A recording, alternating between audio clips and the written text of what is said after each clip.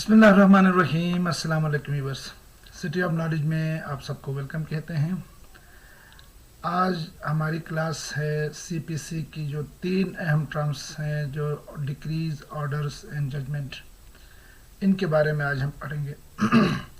आज की क्लास में जो चीज़ें कवर करेंगे, इन तीनों की डेफिनेशंस, इन तीनों के सेक्शंस और इनके एसेंशियल्स, और आखिर में की डिफरेंस, इनमें जो मेजर डिफरेंस हैं इनको डिस्कस करेंगे। वैसे डिफरेंसेस बहुत सारे हैं, मेजर डिफरेंसेस को हम डिस्कस करेंगे।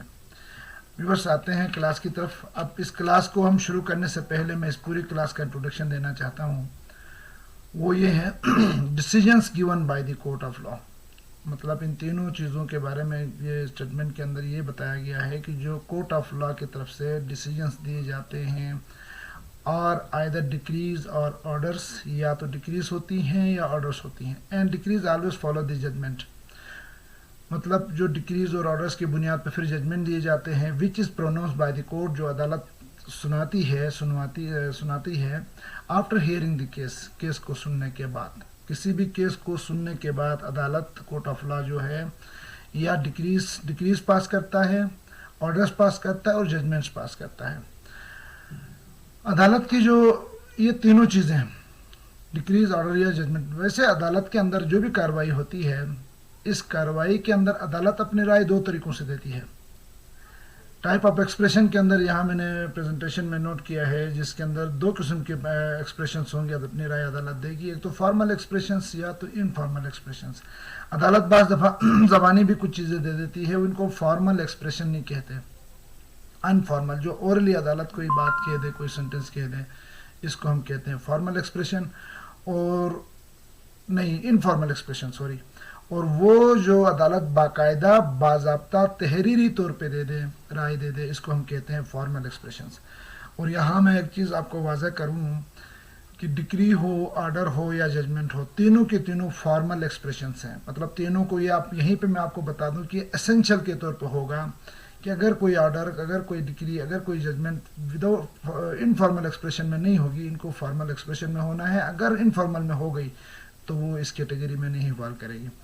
व्यूअर्स, हम देखते हैं कि इसमें रेलिवेंट प्रोविजन सेक्शंस क्या क्या हैं, किस सेक्शन में ये है, तो ज़ेर बहस हैं चीज़ें। तो बेसिकली ये सेक्शन 2 में है, तीनों की तीनों चीज़ें सेक्शन 2 में है।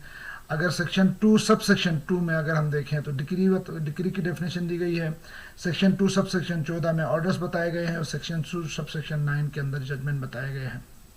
अब जाते हैं इसकी वन बाय वन डेफिनेशन की तरफ। Definition of decree under section 2 sub section 2।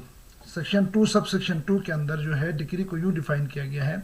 Decree means the formal expression. देखिए, मैं पहले बता चुका था कि वो तीनों के तीनों, डिक्री हो, ऑर्डर हो या जजमेंट हो, तीनों के तीनों फॉर्मल एक्सप्रेशन होंगे।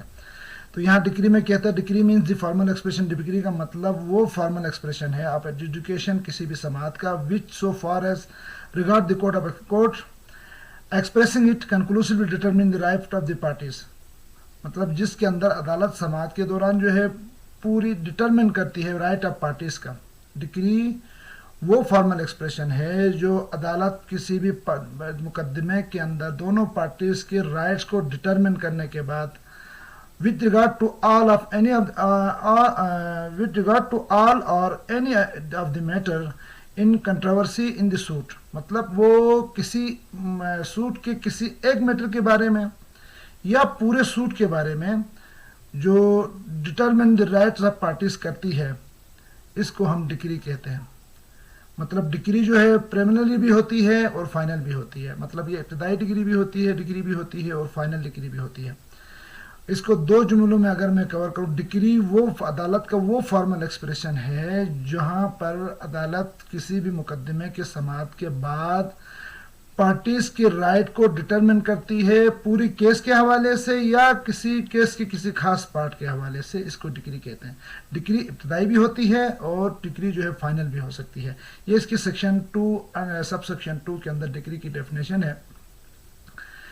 इसके बाद हम इनके एसेंशियल्स को देखेंगे। व्यूअर्स, यहाँ आपने थोड़ा सा गौर किया है, अगर हम इस डेफिनेशन को ही गौर करें तो हमें एक्सप्रेशन वो उसकी एसेंशियल से इसे मिलेंगे। फॉर एडजुडिकेशन का यहाँ जिक्र है, फॉर्मल एक्सप्रेशन का यहाँ जिक्र है, determine the rights of parties का जिक्र है, तो ये एसेंशियल्स हैं। अगर इनमें से कोई जो सेक्शन के अंदर जो डेफिनेशन दी गई है इनमें से अगर कोई रिक्वायरमेंट कम हो तो वो एसेंशियली कहलाते, डेफिनेशन में मेंशन जो चीज़ें हैं इसके अलावा जो है वो इस चीज़ में फॉल नहीं करेगी। अब आते हैं और इसको देखते हैं। सबसे पहले एडजुडिकेशन, एसेंशियल से एडजुडिकेशन होनी चाहिए, समाअत होनी चाहिए, पूरी मुकदमा होना चाहिए। गिवन इन सूट, ऐसे डिक्री कभी भी सूट के अगेंस्ट दी जाती है, किसी ऑर्डर के वो किसी मिसलेनियस एप्लीकेशन के अगेंस्ट नहीं दी जाती। तो किसी गिवन इन सूट, सूट के अंदर होनी चाहिए। Determination of the right of parties, मतलब जिसके अंदर राइट ऑफ पार्टीज डिटर्मिन हो, पत्ते हों कि राइट ऑफ पार्टीज। अगर किसी डिक्री के अंदर राइट्स ऑफ पार्टी डिटर्मिन नहीं है तो इसको हम डिक्री नहीं कह सकते। और इस चौथा एसेंशियल है रिगार्डिंग टू ऑल और any of the matter in controversy, मतलब इसके अंदर तमाम मैटर के बारे में भी हो सकती है और किसी मैटर के किसी खास हिस्से के बारे में भी हो सकती है। कंक्लूसिव होनी चाहिए, फॉर्मली एक्सप्रेस रिटर्न में होना चाहिए। ये एसेंशियल्स हैं। इसके बाद हम आते हैं टाइप्स ऑफ डिक्री की तरफ। टाइप्स ऑफ डिक्री की तरफ, डिक्री की टाइप्स कौन कौन सी हैं? सबसे पहले इब्तिदाई डिक्री होती है जो इनिशियल किसी मैटर पे दी जाती है। फाइनल डिक्री है जो आखिरी दी जाती है। अच्छा, इसके बाद कुछ मतलब पार्टली प्राइमरी हो सकती है, प्रिलिमिनरी हो सकती है और पार्टली फाइनल हो सकती है। ये क्या है? इसके एक छोटी सी एग्जांपल दूं। अदालत जो है बाद मामलात में कुछ मामले के किसी खास हिस्से को निपटा लेती है कि इसका डिसीजन ये हुआ और फर्दर किसी हिस्से को किसी और इंक्वायरी की तरफ आगे फॉरवर्ड करती है, तो इसको हम कहते हैं ये हाफ के हिसाब से ये प्राइमरी है और हाफ के हिसाब से ये फाइनल डिक्री है। इसके बाद ऑर्डर रिजेक्टिंग ए प्लॉट, तो ऑर्डर रिजेक्टिंग ए प्लॉट भी डिक्री के अंदर आ जाता है। ये 4 हमारे पास टाइप्स ऑफ डिक्री हैं। अब हम आते हैं डेफिनेशन, ऑर्डर को डिफाइन करते हैं। Definition of order in section 2 sub section 14 में। ऑर्डर 2 सब सेक्शन 14 में ऑर्डर की डेफिनेशन यूं दी गई है कि order means the formal expression. Order भी एक फॉर्मल एक्सप्रेशन है, बाज़ाब्ता इजहार राय है, रिटर्न में एक इजहार राय है of any decision of civil court, किसी भी कोर्ट सिविल कोर्ट के डिसीजन को का formal expression which is not a decree, जो डिक्री नहीं है। यहाँ पे ये बात समझना बहुत जरूरी है कि ये भी फॉर्मल एक्सप्रेशन है और डिक्री भी फॉर्मल एक्सप्रेशन है, ऑर्डर भी। और इन दोनों में ये यहाँ पे वाज़ेह लिख लेता है कि order means the formal expression formal expression जरूर है जिस तरह डिक्री भी है of any decision of civil court, मतलब किसी भी सिविल कोर्ट की कोई भी फैसला जो फॉर्मल एक्सप्रेशन में आएगा ऑर्डर कहेंगे। अच्छा, विच इज़ नॉट अ डिक्री, जो डिक्री नहीं है। डिक्री और ऑर्डर में एक बेसिक फ़र्क, मतलब ऑर्डर जो है समाअत के दौरान एक स्वीट के अंदर बहुत सारे ऑर्डर्स हो सकते हैं, सैकड़ों में ऑर्डर्स हो सकते हैं। मतलब हर पेशी की सिचुएशन के अंदर देखते हुए किसी पेशी में कोई समाअत किसी वजह से नहीं हो पाई तो इसी की वजह लिख लेना भी ऑर्डर कहलाता है। बट डिक्री में determination of the right of parties होना जरूरी है, इसमें ऐसा कोई ज़रूरत नहीं है। ऑर्डर शीट में जज जो भी लिख लेता है, जो ऑर्डर शीट चलती है समाअत के दौरान, इस ऑर्डर शीट के अंदर जज जो भी लिख लेता है वो सारी की सारी ऑर्डर्स कहलाती हैं। और इसके अलावा डिक्री जो है कंक्लूसिव एक चीज़ है, ऑर्डर का दूसरा स्टेप भी हम इसको कह सकते हैं। इसके बाद एसेंशियल्स ऑफ ऑर्डर हम देखते हैं कि ऑर्डर की क्या एसेंशियल्स हैं। एसेंशियल्स ऑफ ऑर्डर में सबसे पहले डिसीजन, जाहिर सी बात है डिसीजन होनी चाहिए बाय सिविल कोर्ट के जरिए होना चाहिए। फॉर्मल एक्सप्रेशन इन रिटर्न होना चाहिए, नॉट अ डिक्री, ये डिक्री नहीं होगी। और क्लासेस ऑफ ऑर्डर दी गई हैं, इस पर ये मैं सिर्फ लिख के दे दिखा चुका हूँ आपको, मैं इसमें मजीद नहीं जाना चाहता क्योंकि आपकी मेरी क्लास लंबी हो रही है।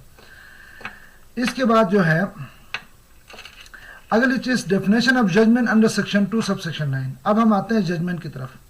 Judgement means the statement given by the जज। जजमेंट का मतलब वो स्टेटमेंट जो जज की तरफ से दी जाती है on the ground of decree and order. Decree और ऑर्डर्स की बुनियाद पर जो स्टेटमेंट जज की तरफ से दी जाती है इसको डिसीजन कहते हैं।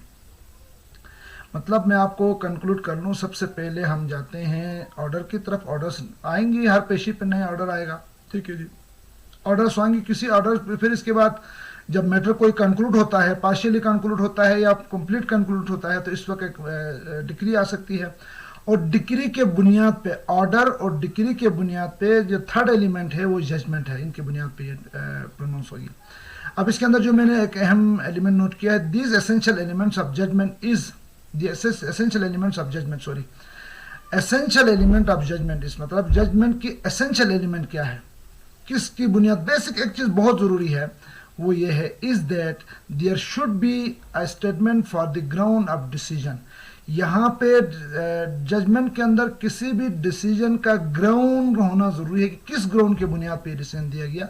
ये प्राइमरी की डिफरेंस है और डिक्री और जजमेंट के अंदर। इसके बाद हम एसेंशियल ऑफ जजमेंट की तरफ आते हैं।